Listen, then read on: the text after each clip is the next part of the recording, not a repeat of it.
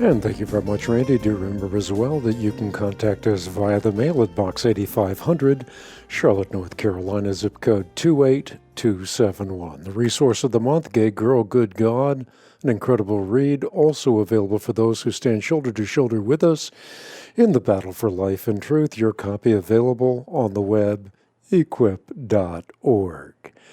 I'm going to start the broadcast out today by taking a correspondence question, a question that came in to our correspondence department.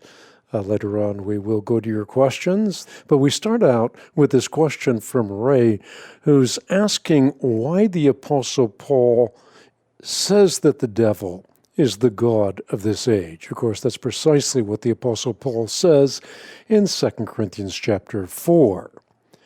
And not only does Paul refer to Satan as the god of this age, but remember that in the Gospel of John, Jesus himself explicitly refers to the devil many times as the prince of this world. So the question, again, is, in what sense could Satan possibly be a god or a prince? Well, Satan, whose name actually means adversary, is the god of this age, and that Satan, well, he is the supreme exemplar of evil. Jesus said it himself. He said, Satan was a murderer. He was a murderer from the very beginning. He was a murderer who did not hold to truth.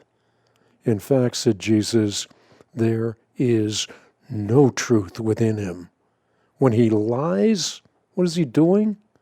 He's speaking his native language. For Jesus designated Satan as a liar, not only as a liar, but as the father of lies. Indeed, all the sin of the world is patterned after Satan. He who does what is sinful is of the devil, says St. John, because the devil has been sinning from the beginning, and it is Satan who leads the whole world astray. The bottom line is that the devil is the de facto ruler of all who willingly submit themselves to his masterful deceit.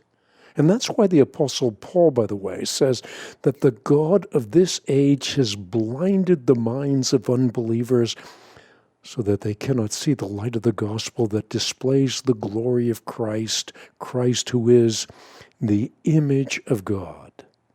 So if we do not belong to the God of the ages, then we are of Satan, who is the god of this age. I wrote a book about the covering that protects us from Satan and his minions. It's called The Covering, God's Plan to Protect You from Evil. That book, available, you can get your copy on the web at equip.org. But as I like to point out, the emphasis of Paul with respect to the full armor of God is always on the power of God to protect rather than the power of Satan to pillage. And that's why Paul starts out saying, be strong in the Lord and in his mighty power. Put on the full armor of God so that you can take your stand against the devil's schemes. And then the apostle goes on to say that our struggle is not against flesh and blood, but it's against the rulers. It's against the authorities. It's against the powers of this dark world, against the spiritual forces of evil in heavenly realms. So we have to put on the full armor of God so that when the day of evil comes, you may be able to stand your ground. And after you've done everything to stand, well, how do you stand? Well, you stand firmly with the belt of truth buckled around your waist. If you don't have truth, everything else falls to the ground, leaving you naked and vulnerable. Then you put on the breastplate of righteousness. That is the Christian life compressed in one word. And then you have your feet fitted with readiness that comes from the gospel of peace. This is peace, not division. And then in addition to all of that, the Apostle Paul tells us to take up the shield of faith with which you can extinguish all the flaming arrows of the evil one.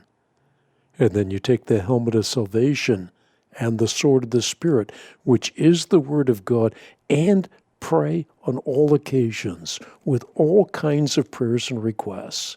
And with that in mind, be alert and always keep on praying for all the saints.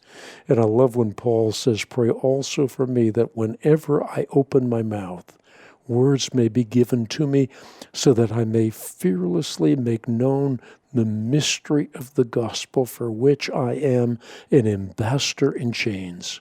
Pray that I may declare it fearlessly as I should.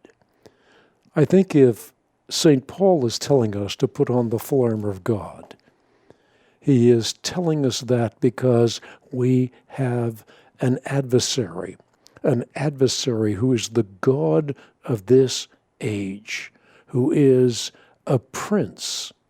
He is a prince in that, well, he is a prince of evil. And that's the sense in which we were told about Satan and warned to put on our protective gear. It's like a football player going into battle without his protective gear is going to be dead. I think the big problem is, and probably no doubt much to the delight of Satan, that he's often depicted as a cartoonish clown. You know, you've probably seen the pictures, an elongated tail and red tights and a pitchfork. This is a cultural caricature, but far from silly, far from stupid. Satan appears as a cosmopolitan angel of enlightenment. I remember C.S. Lewis once saying that the greatest evil is not done in sordid dens of crime. It is not even done in concentration camps or labor camps. In those we see the final result. But it's done, it's conceived, it's ordered, it's seconded, it's moved, it's carried, it's minuted in clean, carpeted, warmed, and well-lighted offices by quiet men with white collars and cut nails, smooth, shaven cheeks.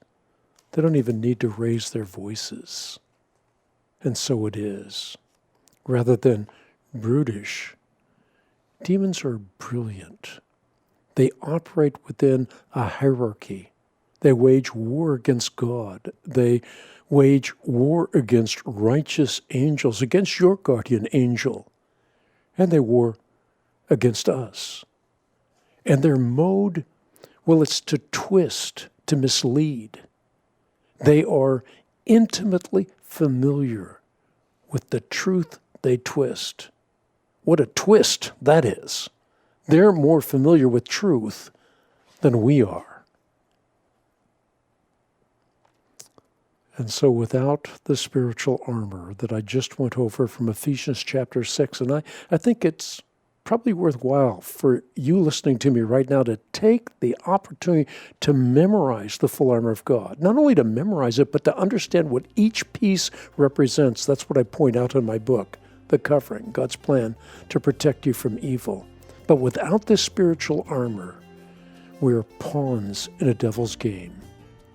Little wonder then that since the days of the Puritans, precious little that's worthwhile has been written concerning the full armor of God.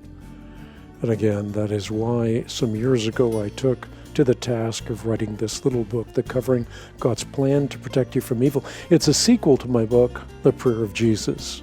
Both books are available for those who stand shoulder to shoulder with us in the battle for life and truth. You can get your copy on the web at equip.org as you support this ministry prayerfully and financially.